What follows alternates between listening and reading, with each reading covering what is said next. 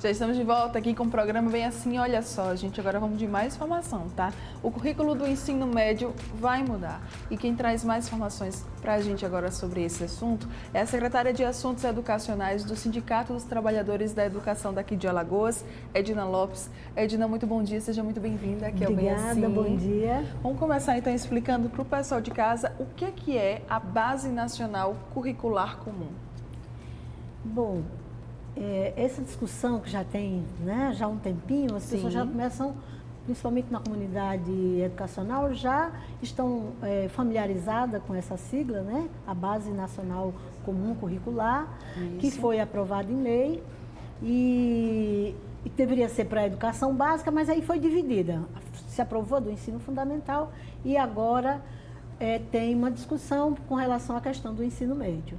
Então, a base seria, ou deve ser, na forma da lei, o modo que todos os estudantes da educação básica do Brasil, rede pública, rede privada, devam ter questões comuns a todos, né? Estudos comuns a todos, currículos organizados a partir dessa base. Então, fica entendido que de norte a sul do Brasil, em todas as regiões, todos os estados, todas as redes, deverão organizar seus currículos, adaptar seus currículos agora a partir do que está aprovado na base. Tá. De quem é a iniciativa de mudar? Você como uma profissional que atua na educação, você como uma representante do sindicato, né, dos trabalhadores da educação de aqui de Alagoas, vocês veem que é necessária essa mudança ou não? Vejam. A estruturação dos currículos, de um currículo com uma base nacional, isso está previsto em lei. Não é? Isso está previsto em lei, também foi aprovada junto com o Plano Nacional. Mudanças são necessárias porque o mundo muda. Agora, a defesa da educação é que as mudanças, as reformas, elas não podem ser rebaixando o que a gente tem. Sim. Que já não é tão... valorizado, tão valorizado e tão assim, significativo ao ponto de que não acompanha as mudanças. Todo mundo diz que a educação não acompanha as mudanças.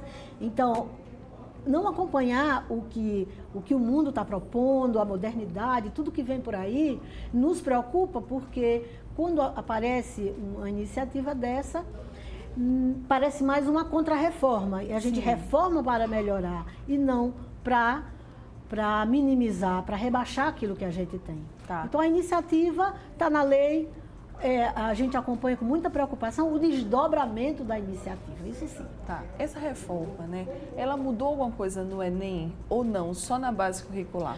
Olha, quando há uma mudança na lei, por tabela todas as outras coisas vão mudar.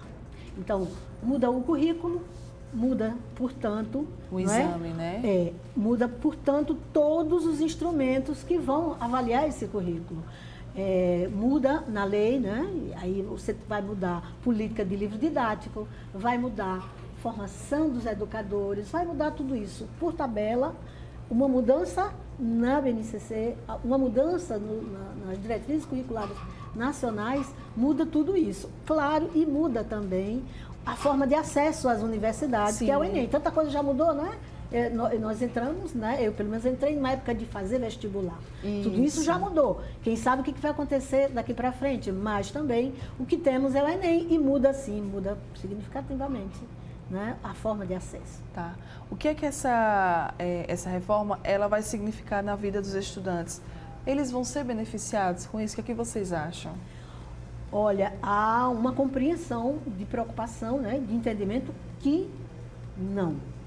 Eles Primeiro, porque obrigatoriamente, nem sei como é que está pensado assim, mas obrigatoriamente um ensino médio que deixa obrigatoriedade apenas para a língua portuguesa e a matemática, empobrece demais. Com certeza. Né? Ao longo de 3 anos, o obrigatório é a língua portuguesa e a matemática. Né? Só que no Enem não se cobra apenas língua portuguesa e matemática, todo um outro contexto é cobrado. As outras áreas, as outras disciplinas nesse formato, elas podem ser ofertadas ao longo de 3 anos, não necessariamente a cada ano, como hoje tem um referencial curricular dessa forma. Então, quem tem condição falar, né, como a meninada diz, vamos falar na real. Quem tem a condição de pagar pelo extra, as isoladas, o reforço, né? Aí sim, esse vai ter, esse não vai estar em pé de igualdade de quem nem tem oferta na sua escola, né? Que a gente diz a escola pública, cada vez mais se desobriga do que é universal da educação. Então, isso vai acabar atrapalhando o desenvolvimento científico do país, né? Porque se nós temos pessoas na escola que só obrigatoriamente vão estudar português e matemática, elas não vão desenvolver outros questionamentos na cabeça delas, né? Certamente. É isso que a gente diz. Uma BNCC empobrecida, ela empobrece o currículo, empobrece toda a produção de livros, de leituras e empobrece principalmente com que as áreas da ciência sejam estimuladas. Imagine que toda essa curiosidade que a gente vê através isso vai estar obrigatoriamente no currículo. Sim. Mas a forma que isso vai estar, isso pode ser ofertado à distância, isso pode ser minimizado, oferecido num projetinho lá pelo meio do longo do ensino médio. Então, quando a gente diz que sem a ciência, sem a arte, sem tudo isso que é possível de ser ofertado, que não cria essa curiosidade no estudante, para que desde cedo, desde a educação infantil, desde o maternal, o berçário, ele tenha criado uma curiosidade de pesquisa, de compreender por que é que as coisas acontecem. Outra percepção de mundo, É verdade, ele não vai ter esse estímulo, né? Qual o estímulo que esse estudante vai ter para se tornar um pesquisador? E a gente sabe o quanto a pesquisa científica, a ciência é fundamental na vida das pessoas, né? Desde a questão da medicina, né? De tudo que a agricultura produz, todas as coisas que a gente tem hoje, a gente olha em volta e vê ciência por todo lado. Então, se esse desestímulo na escola avança nesse sentido de um currículo empobrecido, realmente a perda é muito grande para as pessoas, né, para o desenvolvimento do país, do estado, dos municípios. Nós não queremos uma educação empobrecida nesse sentido. Então, estamos muito atentos para que isso realmente se dê de uma outra forma, né? A gente pensa que a escola precisa estar além de uma BNCC, né? Ela precisa ter mais compreensão do momento presente que a gente está, né? Da complexidade e da importância da ciência para a vida moderna, né? Para a vida das comunidades, do modo geral. Isso. E Edna, você já citou um pouquinho, mas vamos explorar mais sobre quais os reflexos que a BNCC ela pode trazer para a rede pública de ensino.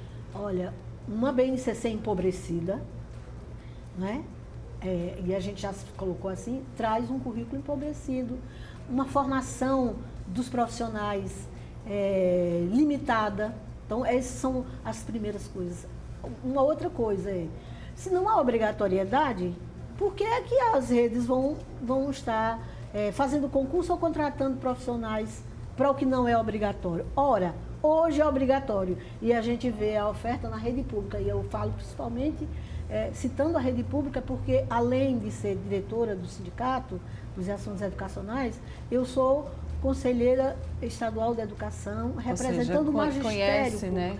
Exatamente. Então, nós vamos nos debruçar sobre a aprovação de um currículo.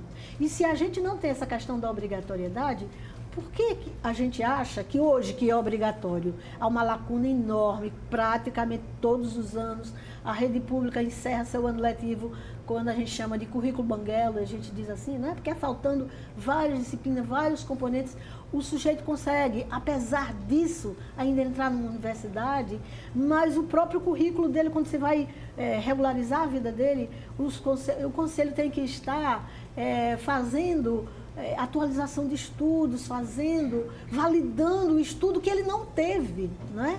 Mas a gente valida porque você não acha que ele precisa ser prejudicado por uma falha da rede pública. Então, essas são as perdas. Se um governo não se preocupa em atender o que é obrigatório, ele vai atender o que é facultativo, o que é opcional, o que é, na visão do Estado mínimo, que é periferia, perfumaria. Não, o importante é aprender a ler e escrever e contar. E contar, né? E contar.